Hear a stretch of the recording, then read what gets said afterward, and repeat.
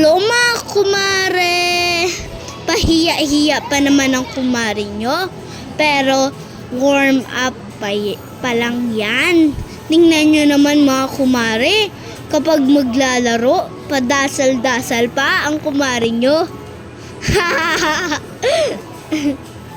Tingnan natin mga kumare. Uhulog na natin yung mga bola. Yan, tinutulak nga pala nun. Dapat nga pala makuha mo ay yung mga malalaking bilog. Wag na yan mga kumare, pangit yon. Yan na lang pala mga kumare.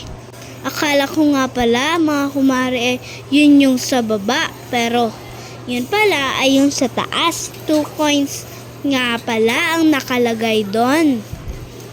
Yan, nilalagay ko na nga pala yung 2 coins. Doon pa ako nakatingin sa baba. Iyon naman pala doon sa taas. Hanggang sa muli mga kumare.